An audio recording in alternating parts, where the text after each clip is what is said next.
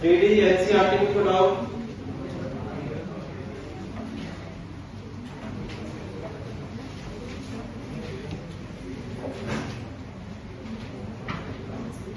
NCERT 3D में कोई doubt? एक एनसीईआरटी 3D में कोई डाउट? दो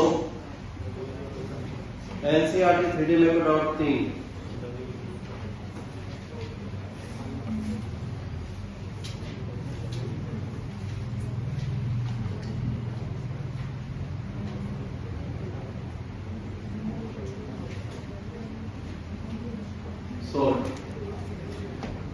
और क्या लिखा? लेक्टर डीपीपी 9 में नाम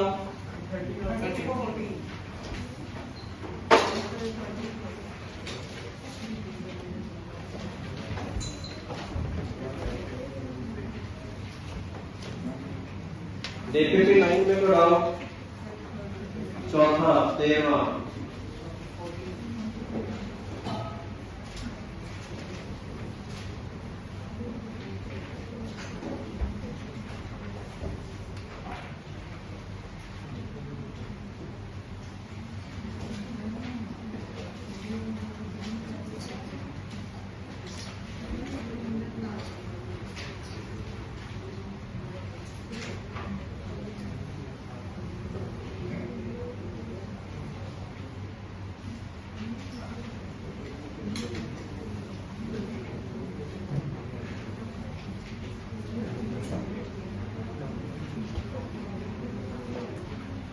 ये तीन प्लेट एक लाइन से अगर पास करते हैं तो इनफाइनाइटली मैनी सॉल्यूशन होना चाहिए, तो उसके लिए डिटरमिनेंट 0 करना पड़ेगा।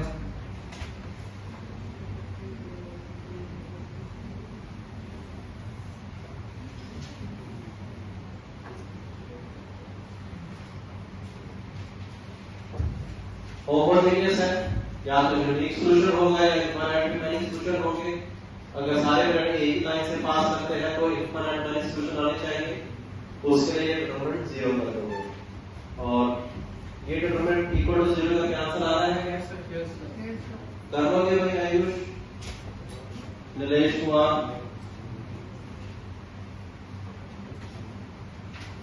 क्लियर है? डाउट है अभी? चलो 13वां पूछा है, 13वां से पहले को डाउट नहीं।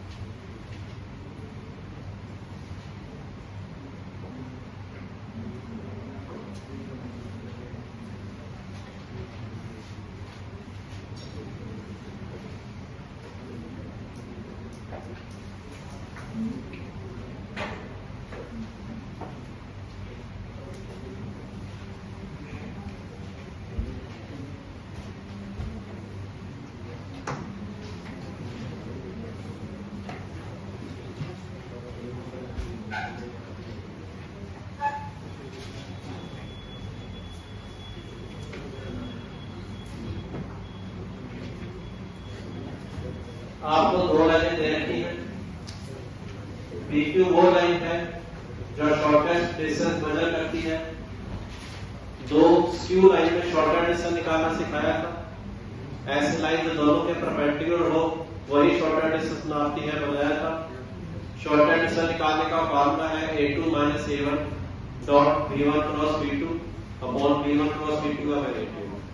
लेकिन यहाँ पर हम P और Q पॉइंट निकालने में भी इंटरेस्टेड है, क्योंकि अगर हमने P और Q पॉइंट निकाल लिए तो इस कॉम्बिनेशन के तीनों प्रश्न हो जाएंगे कि नहीं। तो हम तीनों पॉइंट P और पॉइंट Q निकालने की कोशिश करेंगे। P पॉइंट फर्स्ट लाइन पे है तो उसको लिख सकते हो 6 + P लैम्डा 7 - लैम्डा 4 + लैम्डा। इस पॉइंट को ले सकते हो -3 -9 + 2 2 + 4। PQ के डायरेक्शन रेशियोज आ जाएंगे, this minus this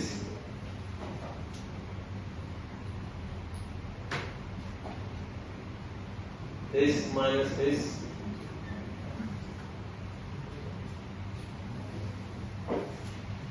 this minus this.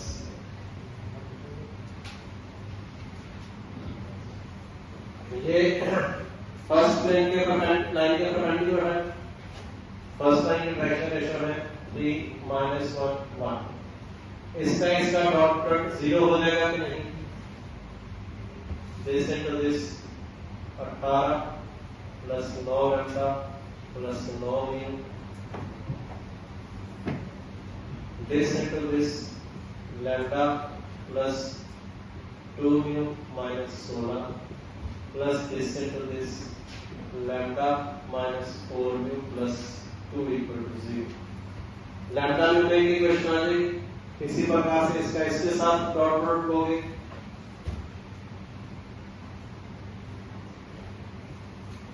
इसका इसके साथ डॉट प्रोडक्ट होगी। लैम्डा म्यू का एक और इक्वेशन आ जाएगी। लैम्डा म्यू की वैल्यू आते ही p और q पॉइंट आ जाएंगे, p और q पॉइंट आते पूरी प्रॉब्लम सॉल्व हो जाएगी। किसका डाउट था? किसको नहीं समझ आया? और ये क्वेश्चन क्लास में पहले कर चुके हैं। मैंने ऐसा क्वेश्चन कराया था, दो लाइनों के बीच में शॉर्टहैंड डिस्टेंस निकालो और उस लाइन की इक्वेशन में निकालो जो शॉर्टहैंड डिस्टेंस मेजर करती है। करवाया था ना ये क्वेश्चन? तो लेना सबको अगर डाउट है तो दोबारा पूछ लो, अदरवाइज लिख लो। नहीं समझ आया? हाँ बेटा, तुम्हें समझ आ गया? क्या नाम है? अच्छा,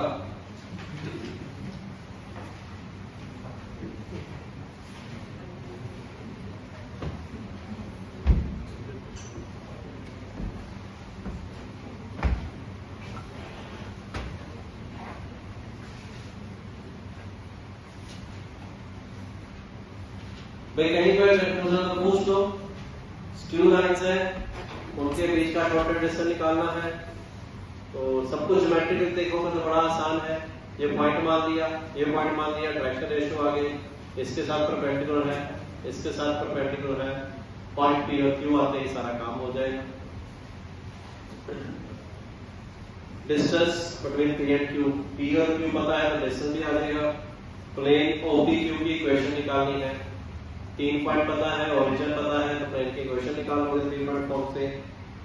वॉल्यूम ऑफ द पैराबोलॉइड भी पता है हमें, स्केलर ट्रिपल से आ जाएगा। OP वेक्टर पता है, OQ वेक्टर पता है, OR वेक्टर पता है। और फिर आप DB की 9 में डाउट है, 10 दे दी क्या? 8 होगी, 6 7 नहीं, तो नेक्स्ट टाइम DB 6 करके आना।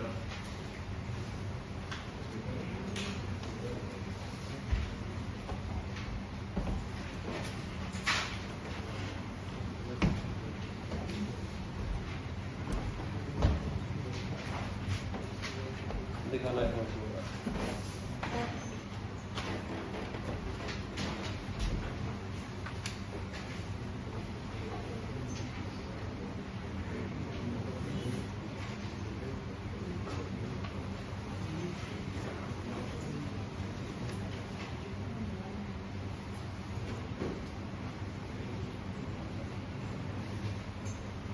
इसके बाद प्रूव कर लोगे,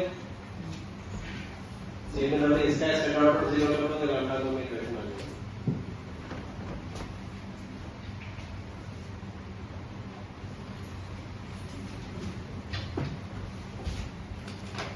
19वां पूछा है किसी ने, R वेक्टर वेरिएबल है, उसको मान लो xi cap plus yj cap plus zk cap. वो कह रहा तीनों फैक्ट एक लाइन पर इंटरसेक्ट करते हैं। ये पहला प्लेन, ये दूसरा प्लेन, ये तीसरा प्लेन।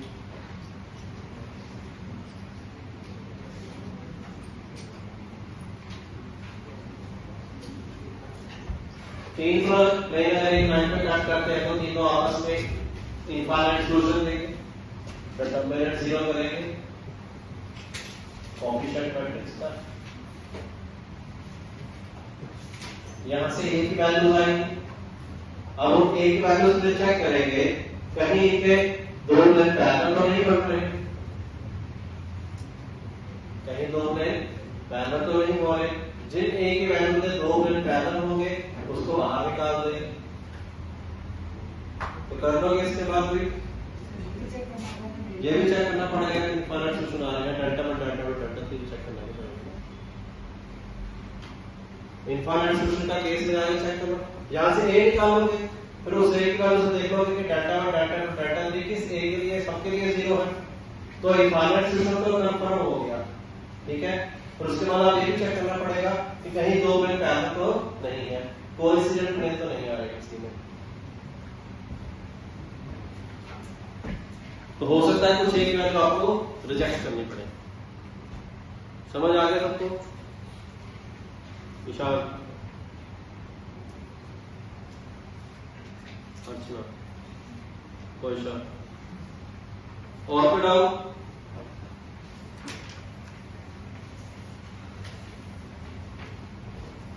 लिखो फिर आगे प्रोबेबिलिटी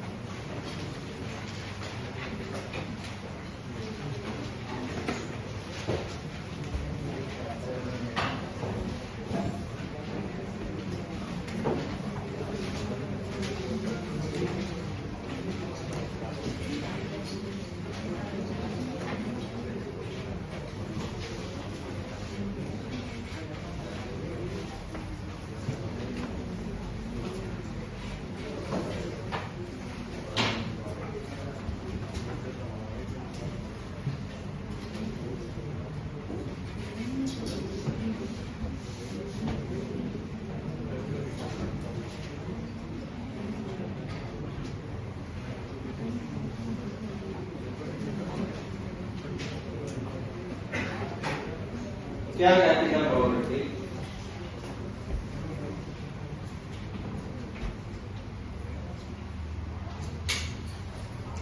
ठीक है, प्रोबेबिलिटी दिमाग वाला चैप्टर है, समझने वाला चैप्टर है और गलत चीजों को इग्नोर करने वाला चैप्टर है।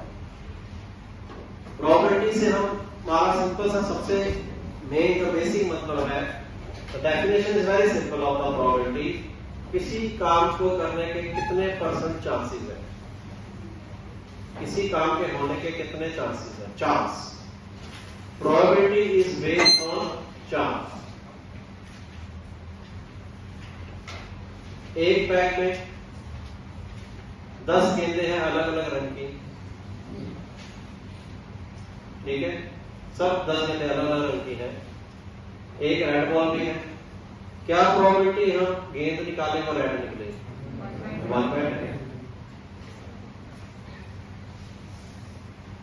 ठीक है, एक बैग में 6 लाल गेंदें हैं, एक व्हाइट बॉल है। व्हाइट बॉल आने की प्रोबेबिलिटी क्या है? 1/10। और व्हाइट बॉल आने की प्रोबेबिलिटी, नहीं आने की प्रोबेबिलिटी?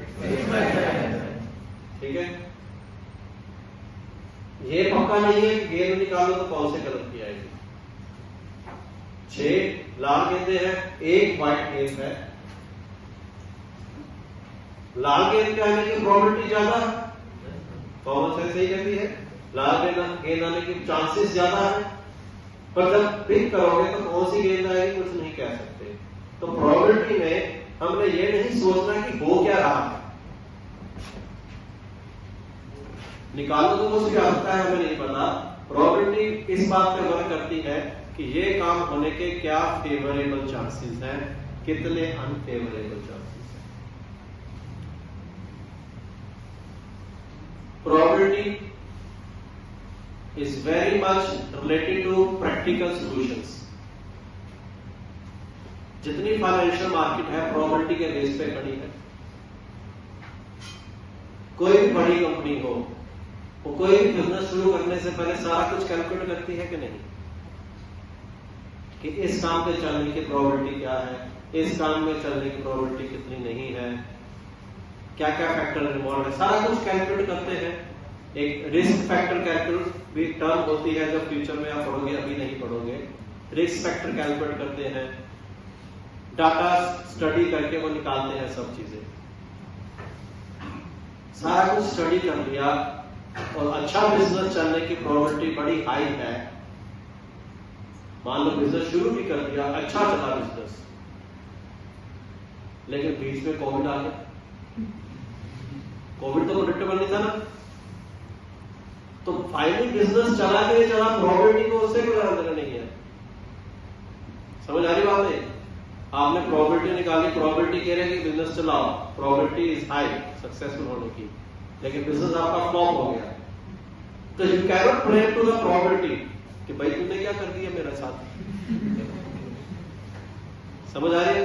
प्रोबेबिलिटी है कि मैनेजर को पता था कि इतने % चांसेस तुम्हारी सफलता के हैं, लेकिन सफलता मिले नहीं मिले हमें नहीं पता। इंडिया 10 में से 9 मैच जीतता है, लेकिन अगला मैच खेले उसके जीतने की प्रोबेबिलिटी ज्यादा है, लेकिन वो जीतेगा ही ये कोई दावे के साथ नहीं कह सकता। समझ आ गया है? प्रोबेबिलिटी इज जस्ट प्योर कि किसी काम को करने के कितने फेवरेबल चांसेस है, इस चांस। बड़े बड़े business are based on the probability. छोटा सा एग्जांपल है इंश्योरेंस सेक्टर। इंश्योरेंस पॉलिसीज होती है, अगर कोई मर जाए तो उसके घर वालों को इतने पैसे मिलते हैं। जैसे फॉर एग्जांपल मेरी पॉलिसी है, अगर कल को एवरीथिंग गोज वेल और एक्सीडेंट हुआ और हम चले निपट गए, तो मेरी फैमिली को मिलेगा 2 करोड़ रुपया, 1.5 से 2 करोड़ रुपया। इसका मतलब ये नहीं मैं घर जाता तो वो मायूस हो जाते हैं, आज फिर आएगा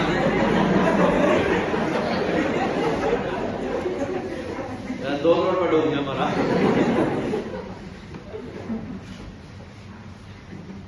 अभी आप लोगों की नहीं होगी, जैसे जैसे आपकी रिस्पॉन्सिबिलिटीज बढ़ती हैं आपको ये पॉलिसीज लेनी पड़ती हैं, इसको टर्म प्लान कहते हैं। तो ये इसका प्रीमियम हर साल मुझे देना पड़ता है। आई हैव टू पे at least 50 to 60,000 per year to the company जिसमें मैंने इंश्योरेंस ले रखा है। तो ये प्रीमियम फिक्स नहीं है, this premium is not fix. जैसे मेरी एज 41 है, 41 ईयर्स का मेरा प्रीमियम साल का 60,000 रुपया है। अगर कोई बंदा 25 साल में लेता सेम पॉलिसी, उसका प्रीमियम साल का 12 से 14,000 रुपया ही आएगा। कोई 30 साल का लेगा, उसका 18 से 20,000। ऐसे जैसे एज बढ़ेगी premium amount will keep on increasing. 50 साल के बंदे का साल का प्रीमियम 1.5 लाख के आसपास आएगा। अब 50 साल के बाद जैसे एज बढ़ेगी ना, प्रीमियम शार्पली बढ़ेगा क्योंकि प्रोबेबिलिटी ज्यादा है।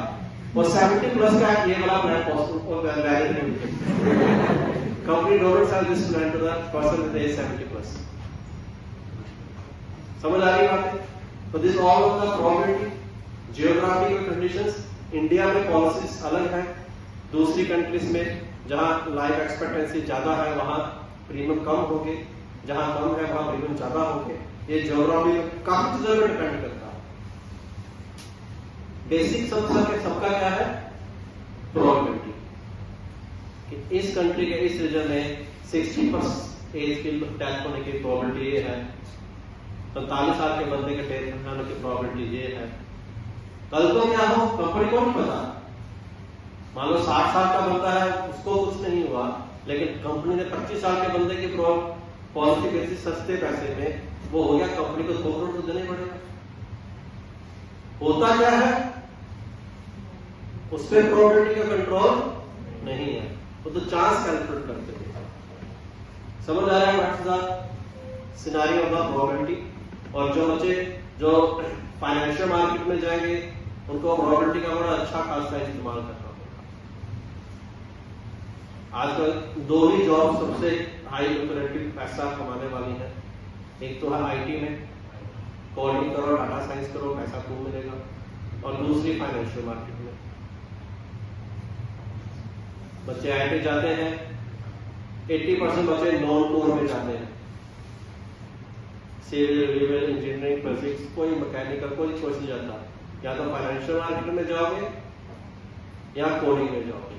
जिन बच्चों को कोडिंग में इंटरेस्ट है वो IT की जॉब में जाओगे, जिनको कोडिंग में इंटरेस्ट नहीं है वो पर्सनैलिटी ग्रूम करके फाइनेंशियल मार्केट में चले जाओगे।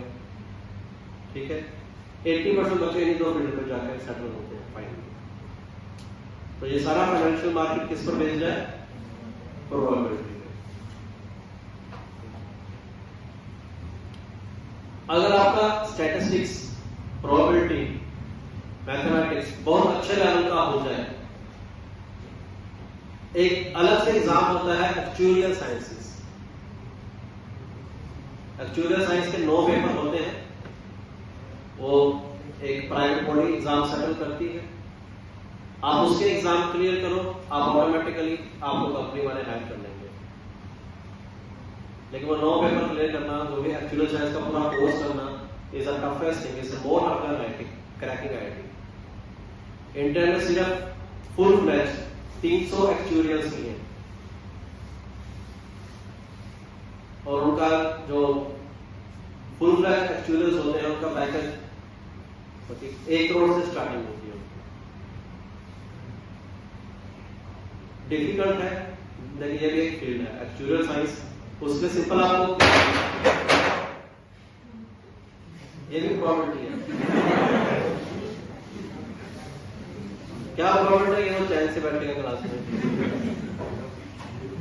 ठीक है, तो एक्चुअल साइंस में सिंपल आपको ग्रेजुएशन की भी जरूरत नहीं है, 12वीं पास करके भी उसके एग्जाम देने शुरू कर सकते हो। उनको कोई मतलब नहीं है आपने BSc की है, BA की है, BCom की है, BTech की है, MSc की है, बट उसको क्लियर करना अपने आप में एक टास्क है। क्योंकि एक्चुअलियर्स क्या करते हैं, जो भी पॉलिसी बनाते हैं वो सब एक्चुअलियर्स ही बनाते हैं। आप आता ना, वो एड भी आती है, LIC की पॉलिसी आती है, हर तरह की पॉलिसी आती है, तो पॉलिसी मेकर होते हैं एक्चुअलियर्स और पॉलिसी मेकर्स। उसके आगे सेल्समैन होते हैं, ऊपर डाटा एनालिस्ट होते हैं, वो सब अलग अलग फील्ड्स है। लेकिन टॉप मोस्ट लेवल पे फाइनेंशियल मार्केट में दे आर एक्चुअलियर्स। तो प्रोबेबिलिटी सबका बेस है। प्रोबेबिलिटी हम सिर्फ ये कैलकुलेट करते हैं इस काम को करने के कितने चांसेस। ठीक है, तो ये था थोड़ा सा इंट्रोडक्शन कि हाउ प्रोबेबिलिटी इज यूजफुल और प्रोबेबिलिटी में सोचना कैसे है। लिखो आगे का sample space.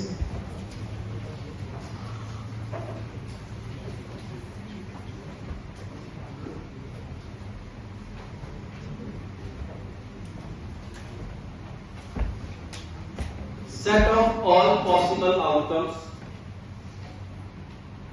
Set of all possible outcomes of an experiment. Set of all possible outcomes of an experiment is called sample space.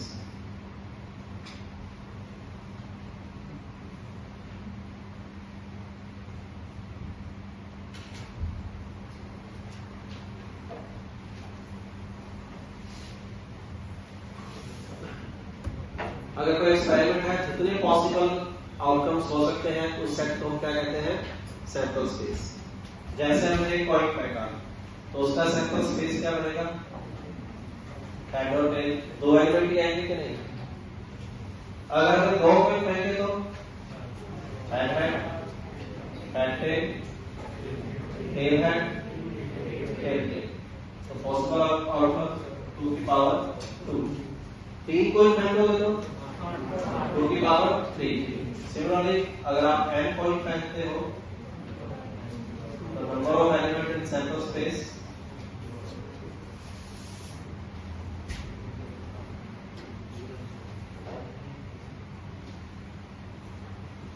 To की पावर लिख लो।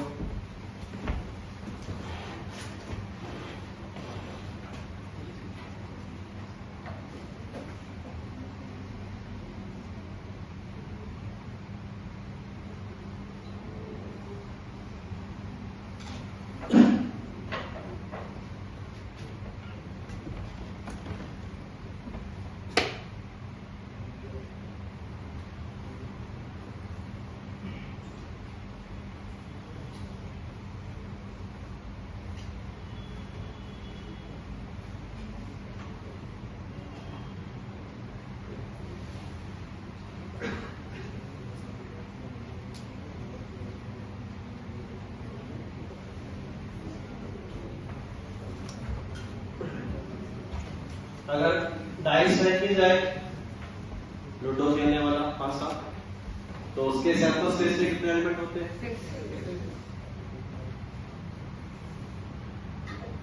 अगर दो डाइस फेंकते हो तो 1 2 1 1 1 2 अप टू 1 6, एक पे 2, दूसरे पे 1 2 6 6 1 6 6, कितने हो जाएंगे? 6 का स्क्वायर। ऐसे अगर n डाइस फेंकते हो तो कितने एलिमेंट आएंगे? 6 की पावर n। लिख लो।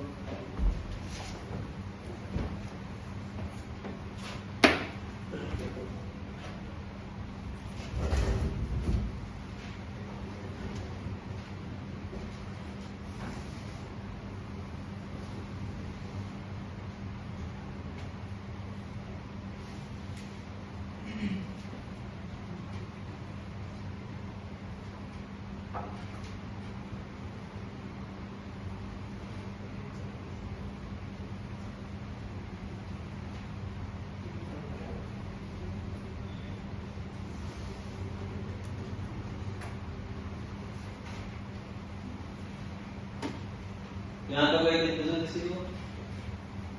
3 बार डाइस फेंकोगे तो number of element in the sample space will be 6 की पावर 3।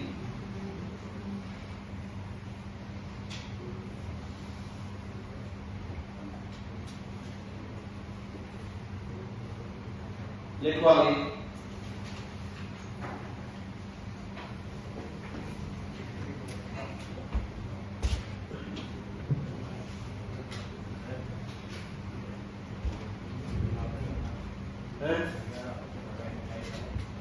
अगर एक बार पासा फेंका तो 6 आउटकम्स है, 2 5 से फेंके तो एक पे 1, दूसरे पे 1, एक पे 1, दूसरे पे 2, एक पे 1, दूसरे पे 6, फिर एक पे 2, दूसरे पे 1। वैसे 1 के साथ 6 कॉम्बिनेशन, 2 के साथ 6 कॉम्बिनेशन, तो टोटल 6 के स्क्वायर कॉम्बिनेशन। ऐसे 3 बार फेंकोगे तो 6 की पावर 3।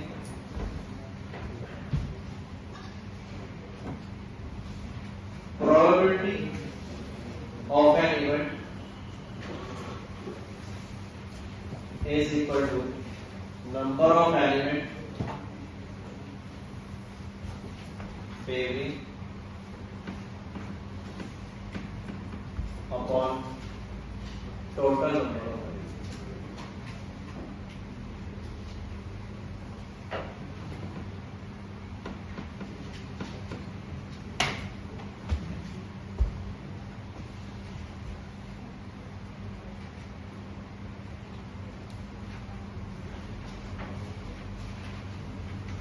किसी इवेंट की प्रोबेबिलिटी क्या होती है? जितना इवेंट फेवर करे upon with the total element.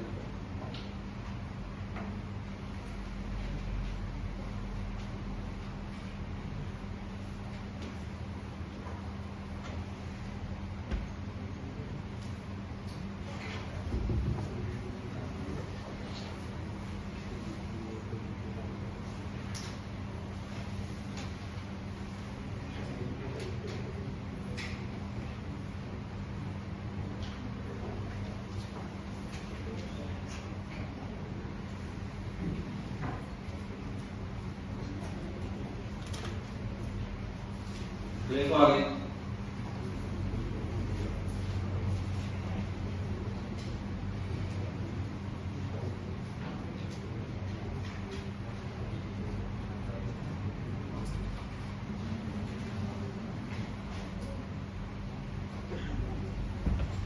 अगर हमने एक कॉइन फेंका है तो हेड आने की प्रोबेबिलिटी क्या होगी?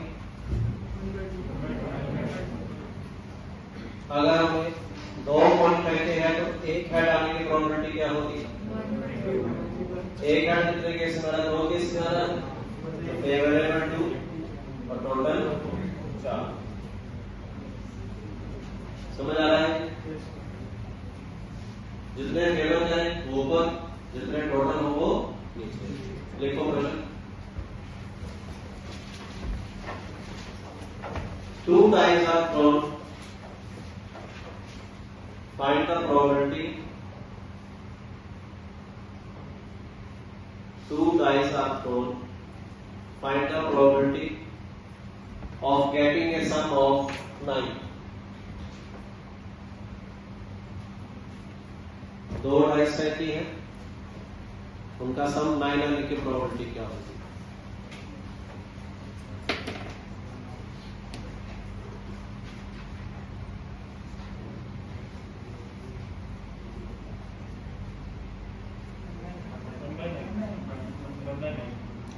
नाइन के फेवर में कितने केस हैं? D6, 4 5 5 4 6 3 4 5 1 5 सबका आ गया? लिखो फिर आगे। क्लियर है? सिंपल है। तो 10th क्लास में भी ऐसा करते हो कुछ। लिखो एक और प्रश्न।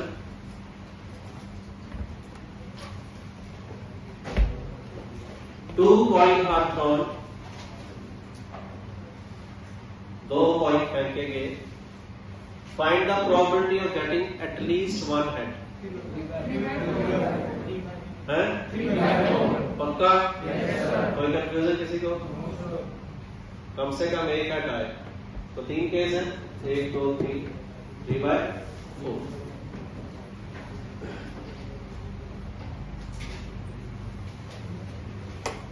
लिखो एक और question.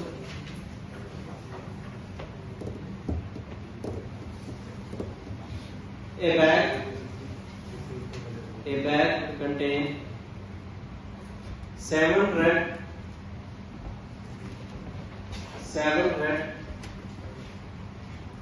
and 7 black balls। 7 red है और 7 काली गेंदें हैं। 2 balls are drawn, find the probability both are red।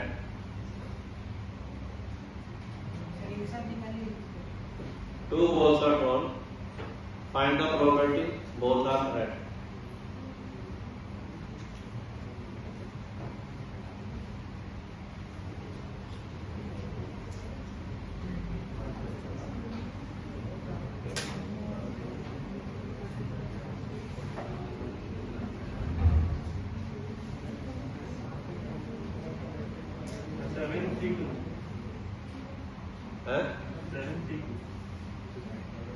Probability कभी भी एक से ज्यादा नहीं होती।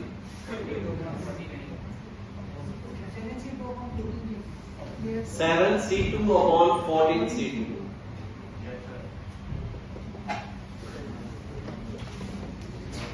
अगर हम कहते हैं कि 7 लाल गेंदें हैं और 7 काली गेंदें हैं तो लाल गेंदें को सेम नहीं मान सकते। एक लाल गेंद इतनी हो सकती है, एक लाल गेंद इतनी हो सकती है, हमें क्या पता एक लाल गेंद इतनी हो सकती है। तो 14 में से 2 गेंदें चुनने के तरीके 14 C2 और 7 में से 2 चुनने के तरीके फेवरेबल क्या है, नाली आनी चाहिए। टोटल क्या है, कोई भी 2 आ सकती है। कोई कंफ्यूजन किसी को? मेरे को डाउट है, कोई कंफ्यूजन है तो पूछ लो। थिंग्स आर क्वाइट सिंपल अभी तक के लिए। नहीं समझ रहा?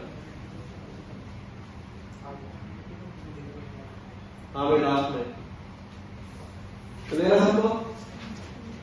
देखो एक और question.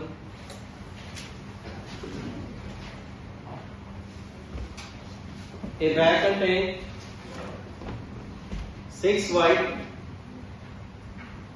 A bag contains 6 white and 4 black balls. 6 white, 4 Kali. 2 balls are drawn. Find the probability both are of different color.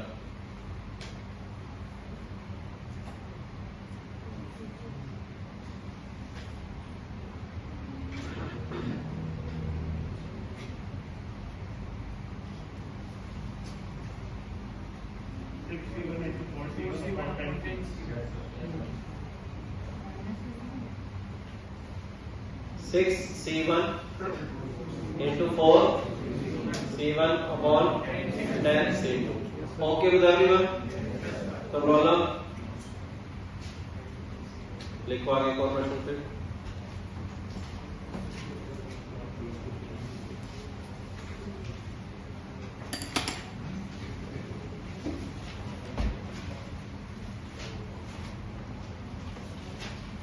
two cards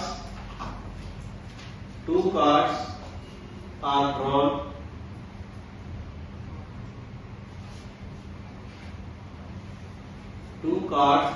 drawn from a pack of 52 playing cards.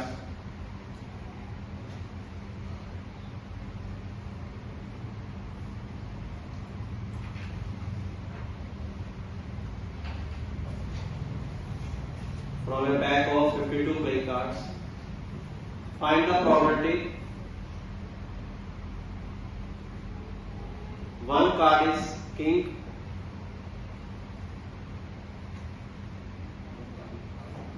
is king, and another card is spade.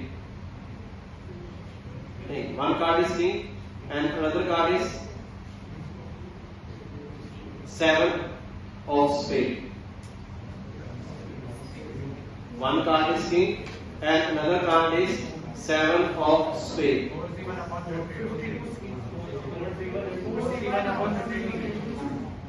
4C1 upon spade पता है सबको क्या होता है? क्या होता है? काला पान। डायमंड होता है वो लाली, हार्ट होता है वो पान लाल पान, क्लब होता है और क्लब होता है, स्पेड होता है काला पान। पता है उनको? सब ज्वारी हो।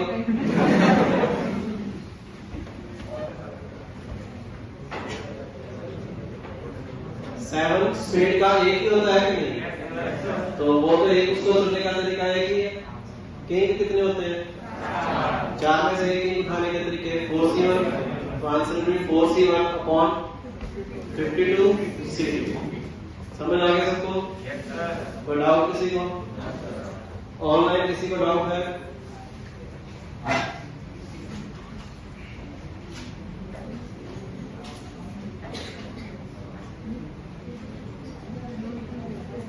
चलो लिखो आगे।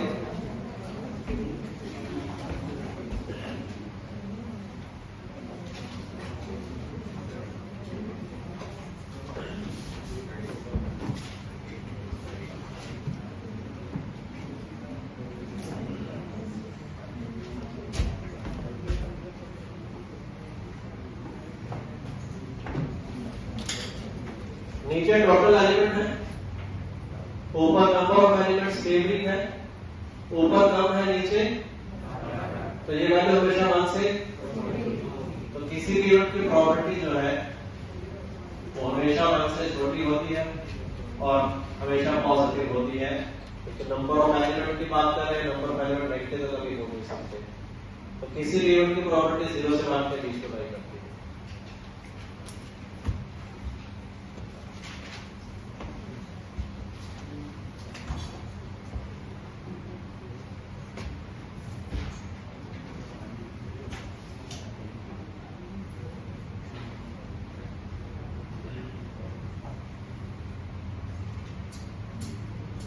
लिखो एक और प्रश्न।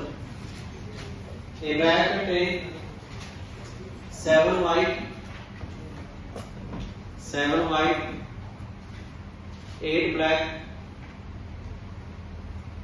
and 5 red balls. 7 white, 8 black और 5 red balls. 2 balls are drawn. 2 balls are drawn. Find the probability both are of same color.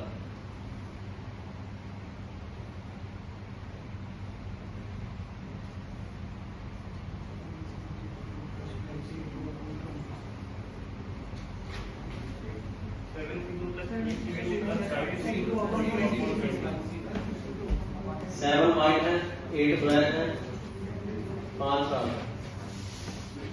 Total कितनी होगी? 20 में से 2 उठाने के तरीके। अब सारी एक ही रंग की होंगी, या तो व्हाइट होगी 7C2, या ब्लैक, या और का मतलब ऐड करना, एंड का मतलब मल्टीप्लाई करना। या तो व्हाइट या ब्लैक या रेड। क्लियर है सबको? कोई कंफ्यूजन है तो पूछ सकते हो। चलो लिखो आगे फिर। Types of event, types of event.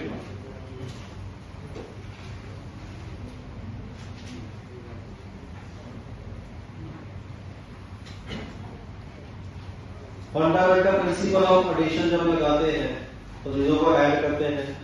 Fundamental principle of multiplication जब लगाते हैं तो चीजों को मल्टीप्लाई करते हैं। अगर दोनों चीजें चुननी हो तो मल्टीप्लाई, दोनों में से कोई एक चुननी हो तो एडिशन। लिखो आगे। Types of event.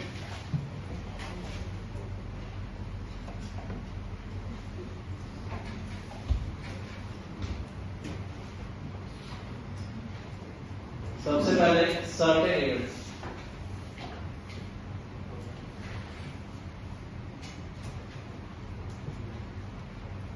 या श्योर इवेंट भी कहते हो।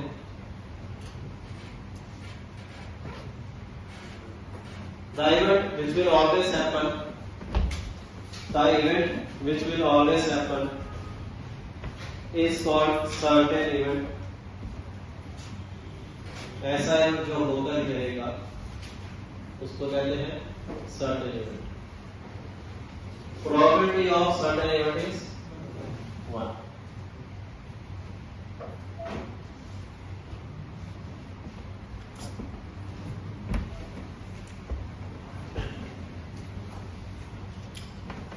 जैसे एक बैग में 10 लाल गेंदे हैं, क्या प्रोबेबिलिटी है कि गेंद निकाले वो लाल निकलेगी?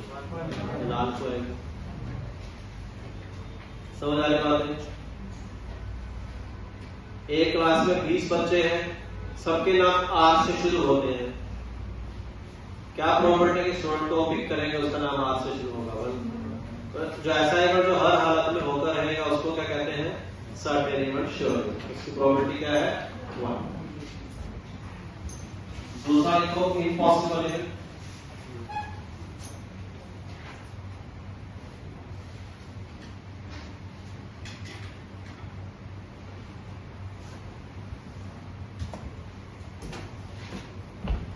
The event which will never happen is called impossible event. Event which will never happen is called impossible event.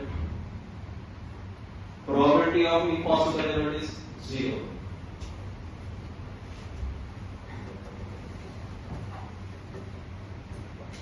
ठीक है?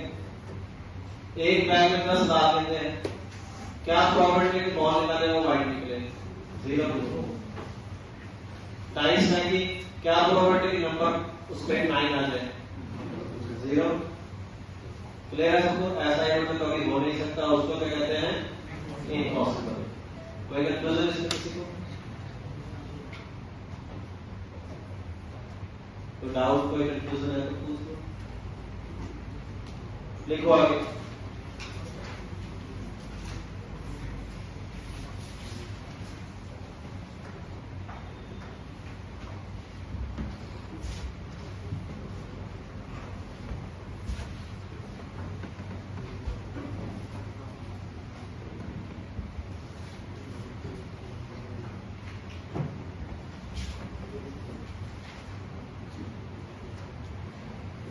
Mutually exclusive events.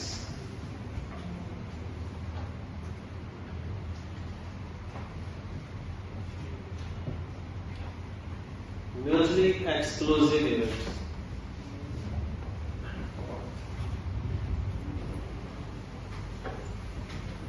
Two events are said to be mutually exclusive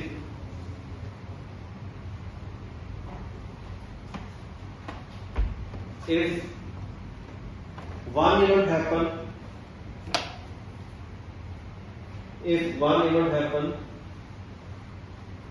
then other one does not happen.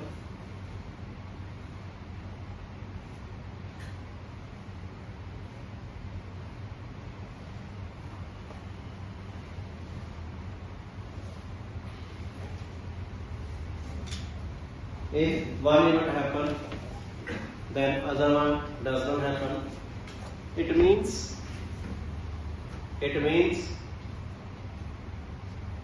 both event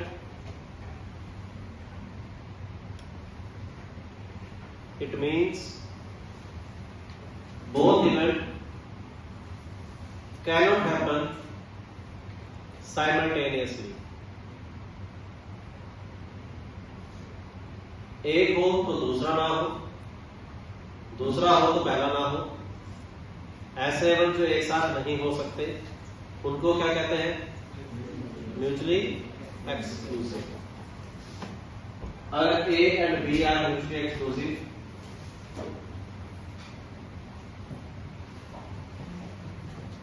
then probability of A intersection B is equal to 0.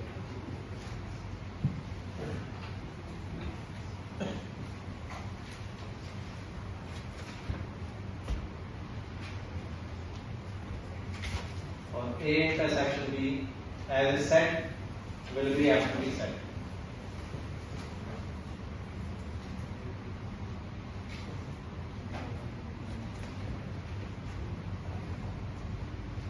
ठीक है।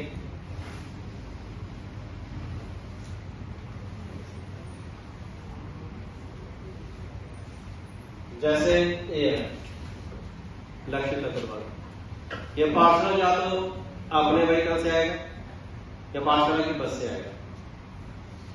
दो choices है इसके पास, या अपने vehicle से आएगा या पार्सल की बस से आएगा। तो क्या हो सकता है? अगर ये पार्सल आया, अगर अपने व्हीकल से आया होगा तो पार्सल की बस से नहीं आएगा, पार्सल की बस से आया होगा तो दोनों को तो बैठते हैं।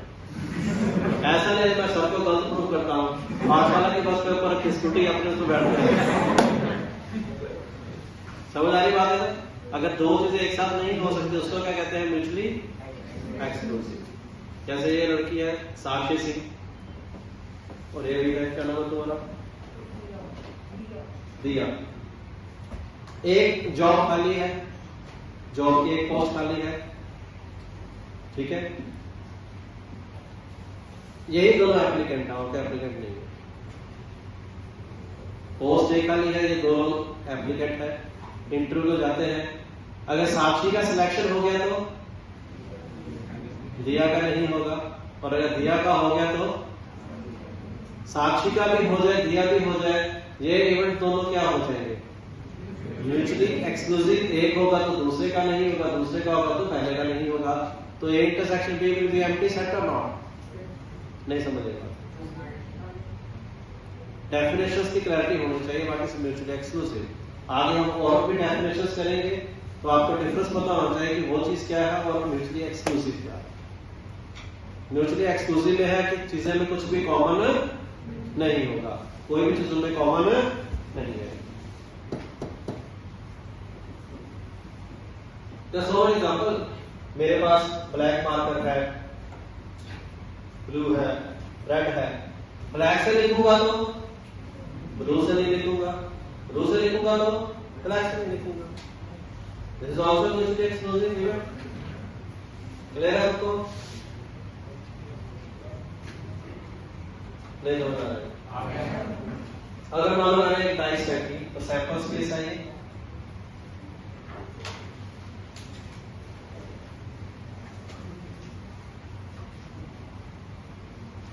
ए में है 1 3 5, बी में है 2 4 6। These two events are mutually exclusive or not?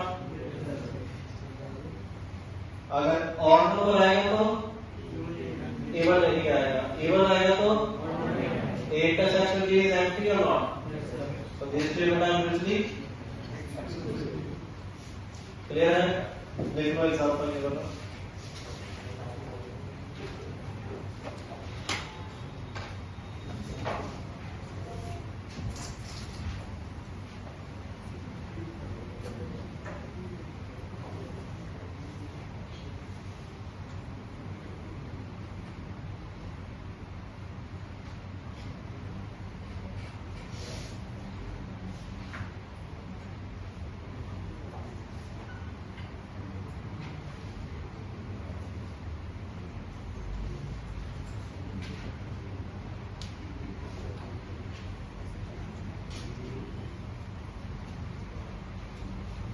ठीक है।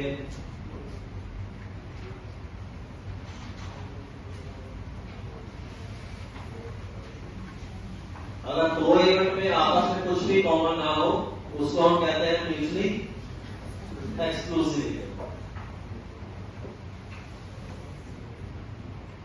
ठीक है।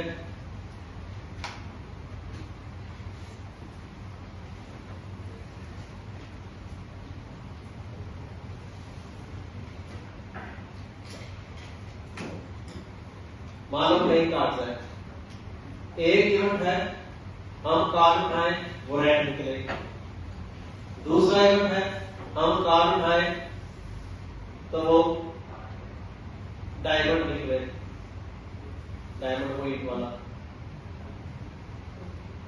ये म्यूचुअली एक्सक्लूसिव है कि नहीं? एक इवेंट है हम उठाए रेड निकले, दूसरा इवेंट है वो डायमंड निकले, तो ये म्यूचुअली एक्सक्लूसिव है कि नहीं? नहीं है, क्योंकि दोनों एक साथ तो हो ही सकते हैं। डायमंड पैसे भी सारे रेड कलर के हो गए कि नहीं? जैसे हो गए, तो this is not mutually exclusive. अगर मैं कहता हूं ए इवेंट है कि कार्ड रेड हो और बी इवेंट है कि कार्ड जो हो वो स्पेड हो, ये म्यूचुअली एक्सक्लूसिव है कि नहीं?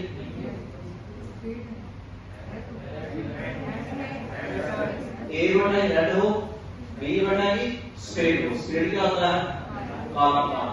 तो दोनों एक साथ हो सकते हैं क्या? तो दिस इवेंट इज आल्सो, अगर रेड आ गया तो काला कार्ड नहीं आएगा, काला कार्ड आ गया तो रेड। क्लियर है? तो कोई कंफ्यूजन नहीं होना चाहिए।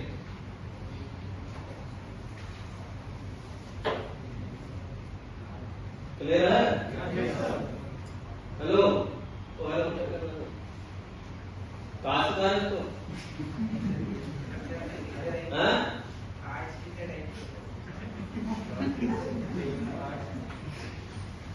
तुम्हें पता है? तो वो पैसा है इसमें। लिखो आगे, किसी को लिखो फिर म्यूचुअली एग्जॉस्टिव इवेंट्स।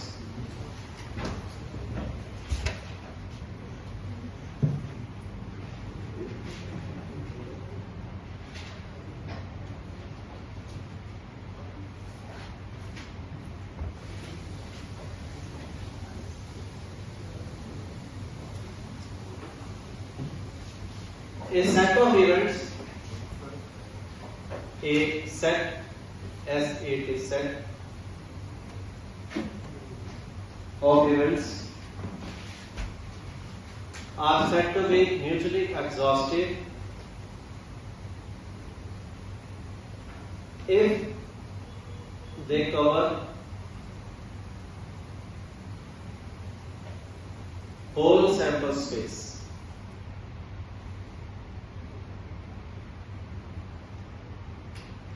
एग्जॉस्टिव का मतलब क्या होता है? पूरा पूरा खा देना, पूरा पूरा खत्म कर देना। A set of events are said to be mutually exhaustive if they cover the whole sample space. मान लो ये सैंपल स्पेस है, ऐसे इवेंट जो पूरे का पूरा सैंपल स्पेस आ जाए।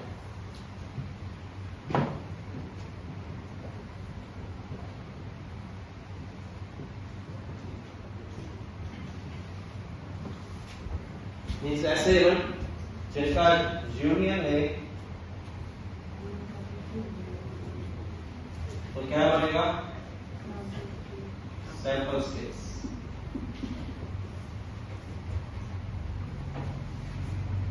ऐसे इवेंट्स जिनका यूनियन है तो क्या बनेगा? Sample space. क्लियर है सबको? जैसे मैंने अभी एग्जांपल ले लेते हैं एक और। डाइस है, ए इवेंट है 1 2 3 4, एफ इवेंट है 3 4 5 6। क्या ये दोनों इवेंट म्यूचुअली एक्सक्लूसिव हैं? म्यूचुअली एक्सक्लूसिव उनका क्या इंटरसेक्शन एम्प्टी? क्या ये एग्जॉस्टिव है? इनका डिवीजन करके पूरा सैंपल स्पेस आ रहा है कि नहीं? So these two are mutually exhaustive but not exclusive. Clear है सबको? नहीं समझ रहा? अगर इसमें मैं दो इक्वेशन लूं, A given to set of even number और दूसरा even set of odd number, ये दोनों इवन म्यूचुअली एग्जॉस्टिव है, एक्सक्लूसिव भी है और एग्जॉस्टिव भी है। नहीं समझ रहा है? बहुत एग्जांपल आ रहे हैं, लिख दो। एग्जॉस्टिव का मतलब सैंपल स्पेस को इकट्ठा करो, इवेंट्स को इकट्ठा करो तो पूरा सैंपल स्पेस बन जाएगा। एग्जॉस्ट कर दिया, एग्जॉस्ट का मतलब पूरा खत्म कर दिया।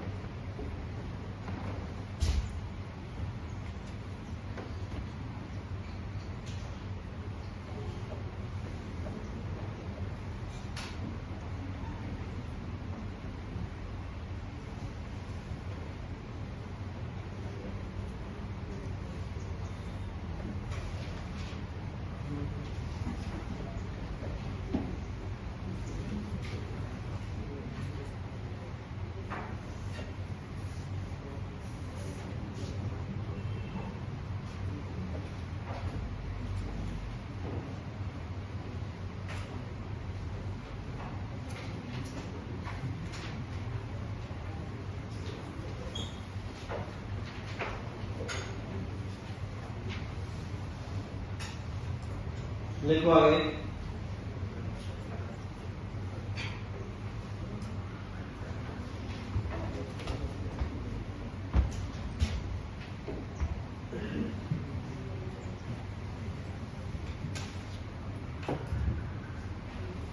Independent events,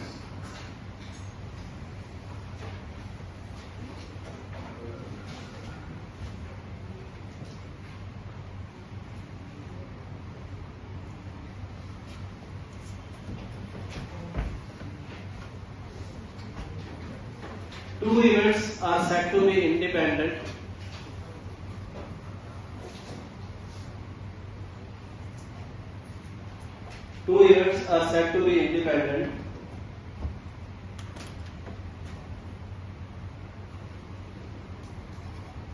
if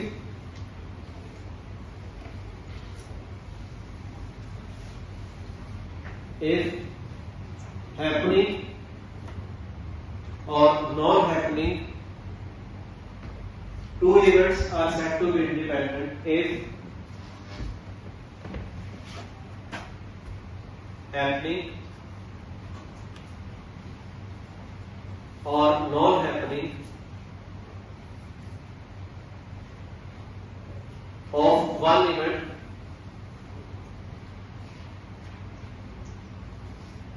has no effect on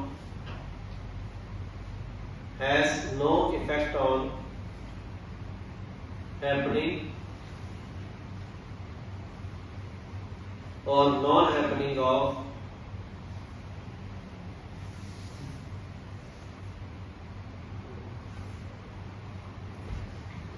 another event.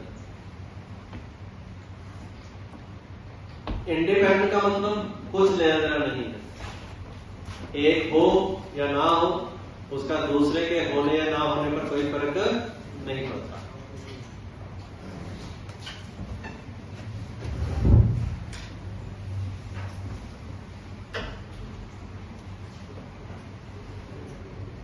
Clear है? इसके तो बहुत सारे एग्जाम्पल मिल जाएंगे। जैसे भाई जॉब इंटरव्यू का यही दो लड़कियां हैं, साक्षी किया, पहले एक जॉब के लिए जा रही थी, अब मान लो दो पोस्ट डाली, एक बैंक की पोस्ट है, एक आर्मी की पोस्ट है। तो इसका ये जा रही है बैंक के लिए, ये जा रही है आर्मी में। इसका सिलेक्शन या रिजेक्शन उसके सिलेक्शन या रिजेक्शन पे कोई इफेक्ट डालेगा क्या? दोनों अलग अलग फील्ड में जा रही नहीं है, तो these two are independent.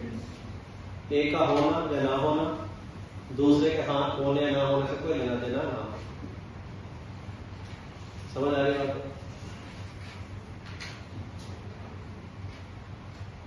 Clear है? या इसके बोर्ड में 92% से ऊपर आए और उसके बोर्ड में 95% से ऊपर नंबर आए, ये दोनों इवेंट भी क्या है, इंडिपेंडेंट है कि नहीं? इसके आए ना आए, उसके आए ना आए, कोई आपस में लेना देना नहीं। समझ आ रही है मेरी बात? What are the independent events कि नहीं?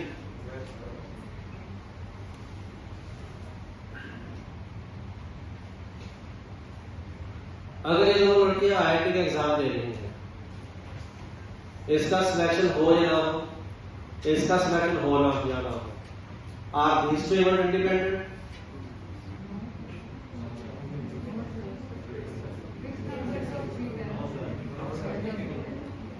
Now this event is not independent, क्योंकि IIT में selection fix number of seat ना। ऐसा भी तो हो सकता है कि एक ही सीट लास्ट में बची हो। समझ आ रही बात है? क्योंकि बोर्ड में तो उसमें तो मतलब नहीं है, किसी का भी आ सकते हैं, लेकिन IIT में सिलेक्शन हर किसी का। समझ आ रही बात है? तो ये वाला इंडिपेंडेंट नहीं, क्योंकि अगर ये चली गई तो ये तो एक सीट ऑक्यूपाई कर लेगी। अब उसके लिए नंबर ऑफ सीट्स क्या हो जाएगी, टोटल -1 तो हो ही जाएगी। इसलिए आज की डेट में हर एक दोस्त तुम्हारा दुश्मन है। अगर उसका हो जाता तो एक सीट तुम्हारे लिए कम, तुम्हारी प्रोबेबिलिटी सिलेक्शन की वो कम कर देगा। समझ गए? तो इसलिए दोस्तों को मारो गोली, पढ़ो। गोली मारने के बाद सच में मार दूंगा। चलो वैसे एक सीट तो बची।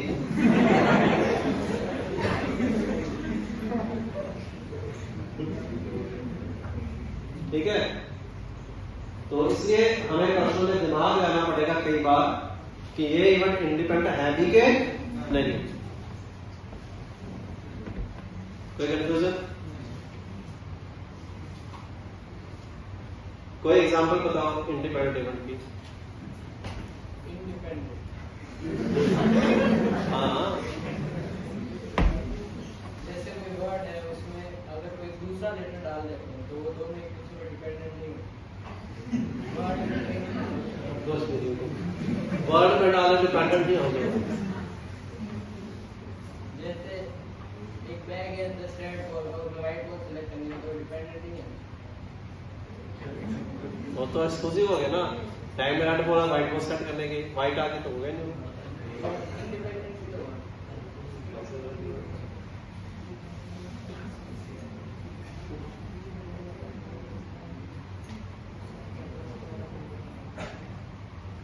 इंडिया क्रिकेट का मैच जीत जाए,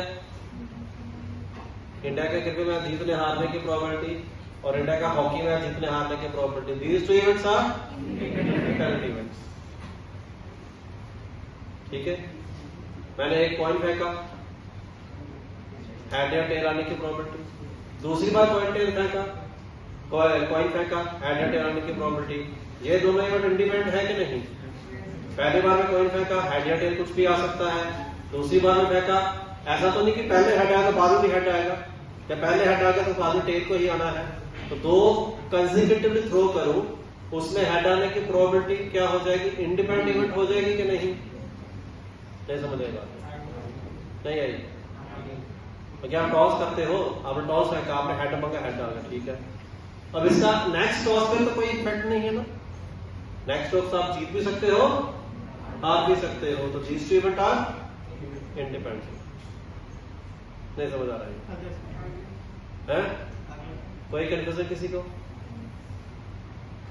तो दो इवेंट्स इंडिपेंडेंट कब होते हैं, जब उनका आपस में कोई लेना देना ना हो।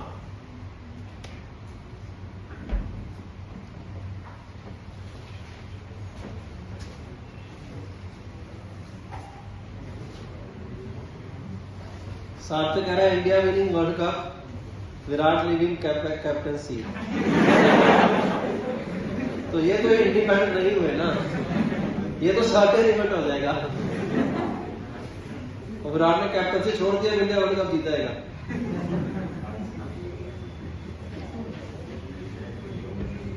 ठीक है? हाँ, लेकिन इसको इंडिपेंडेंट इवेंट आप नहीं कह सकते। This can not be under the category of independent event, क्योंकि आप इसमें ये देख लो कि जब विराट कैप्टन था उसने जितने वर्ल्ड कप खेले जितने जीते, ये इम्पैक्ट तो करेगा ना, डिपेंड तो करेगा। समझ आ रही बात है? कैप्टन चेंज करने से टीम की परफॉर्मेंस में फर्क पड़ता है कि नहीं? तो these two are independent events? No, these two are not independent events. These two are dependent events. Clear है? इनको म्यूचुअली एक्सक्लूसिव भी नहीं कह सकते, ठीक है ना? ऐसा नहीं है कि वर्ल्ड कप विराट कैप्टन नहीं तो इंडिया वर्ल्ड कप जीत जाएगा। तो म्यूचुअली एक्सक्लूसिव भी नहीं कह सकते और इंडिपेंडेंट भी नहीं कह सकते। क्लियर है सबको? ये चलो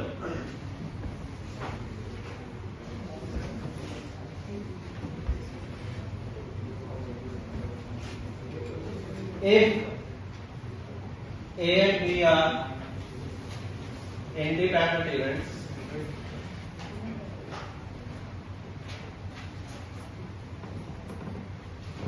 then probability of A intersection B is probability of A into probability of B. अगर A और B इंडिपेंडेंट है तो probability of A intersection B को क्या लिखते हैं? probability of A into probability of B। ये क्यों लिखते हैं? ये नेक्स्ट क्लास में आपको ऑटोमेटिकली क्लियर हो जाएगा। आज ये नहीं बताएंगे क्यों लिखते हैं ऐसा, ठीक है? नेक्स्ट क्लास में कुछ और पढ़ेंगे, उससे आता है ये। अभी के लिए इसको लिख लो। अगर A और B इंडिपेंडेंट है तो probability of A intersection B is probability of A into probability of B। और वाइस वर्सा भी ट्रू है। A और B इंडिपेंडेंट है तो ये होगा, ये हो रहा है तो A और B क्या है? इंडिपेंडेंट। इंडिपेंडेंट है तो probability of A intersection B, probability of A into probability of B, probability of A intersection B, P into PB है तो इवेंट्स क्या होंगे? इंडिपेंडेंट होंगे। कोई कंफ्यूजन यहाँ तक किसी को है तो पूछ लो।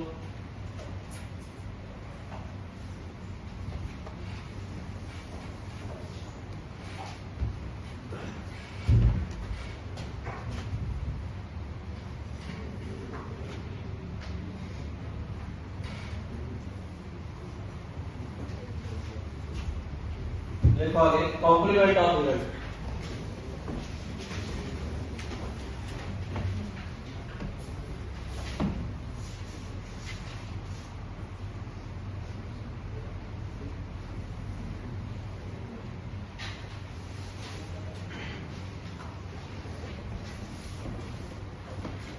Complement of event is elements not favoring the given event. Elements not favoring the given event. Complement का मतलब क्या होता है? उल्टा। तो कॉम्प्लीमेंट में कौन से एलिमेंट होंगे जो इवेंट को फेवर नहीं करते, ठीक उसके उल्टे। Complement of an event is probability of not happening of an event, not favoring the event, not happening of an event कह सकते हो कि नहीं? कॉम्प्लीमेंट का मतलब ठीक उल्टा। इसको हम डिनोट करते हैं E बार से या E डैश से। इसमें आ जाएगा number of element in the sample space minus number of element favouring the given event. Very simple. Not favouring total minus favoring upon sample space का number of element, so this will be 1 minus probability of E or not। ठीक है? तो event के नहीं होना 1 minus event का होना। probability of not happening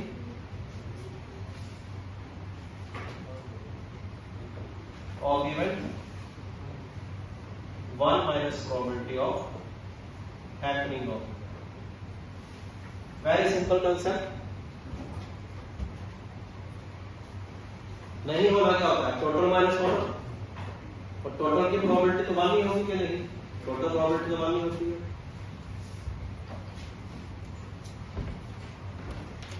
clear है सबको? कोई डाउट है तो पूछ लो।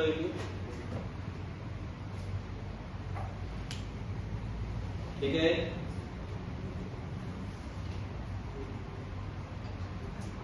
किसी बंदे के टाइम पे आने की प्रॉपर्टी अगर दे रखी है तो उसके लेट आने की प्रॉपर्टी निकालो। 1 माइनस प्रॉपर्टी ऑफ टाइम पे आना is equal to property of late आना। किसी के सिलेक्शन की प्रॉपर्टी दे रखी है तो उसके रिजेक्शन की प्रॉपर्टी निकालोगे। 1 minus selection is equal to rejection. Clear है सबको? कोई कंफ्यूजन नहीं होना चाहिए इसमें। लिखो आगे रिमार्क।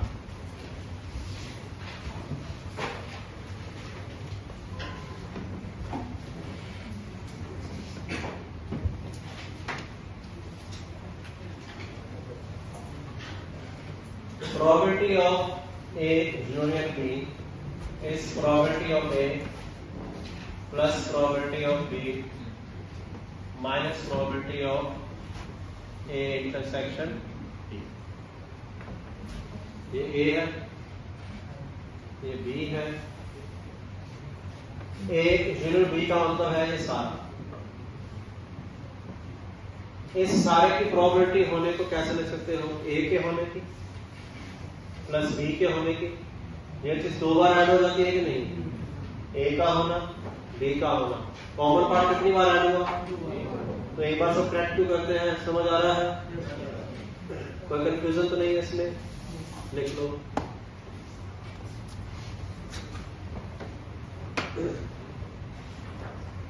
सेट में भी होता है ना same formula. Reason is very simple. A plus B, A intersection B दो बार आ जाएगा तो एक बार क्या कर दोगे? माइनस।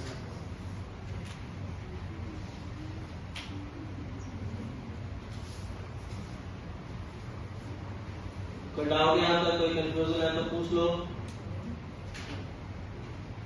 है किसी को? लिखो फिर next remark.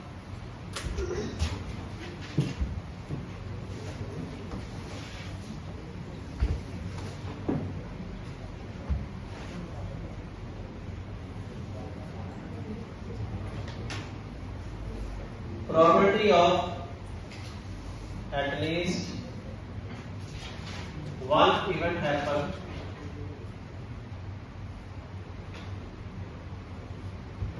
is equal to 1 minus probability none of the event happen।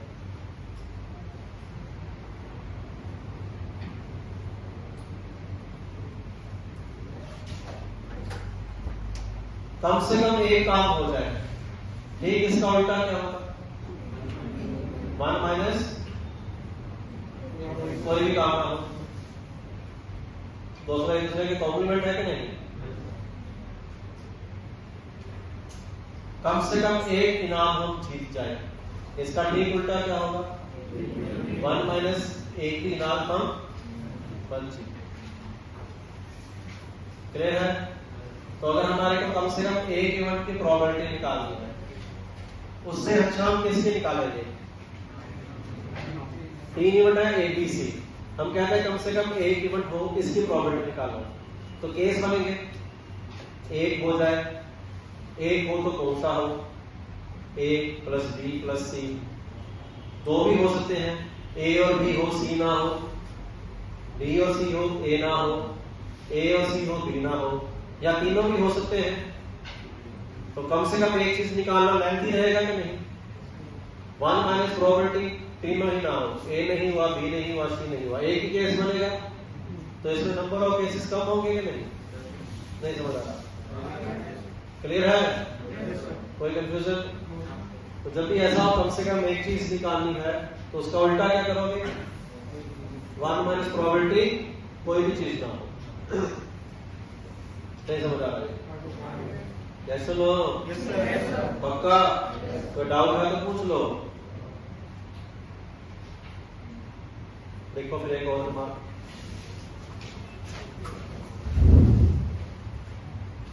If A and B are independent, then A complement and B are also independent. A and B complement are also independent. A complement and B complement are also independent.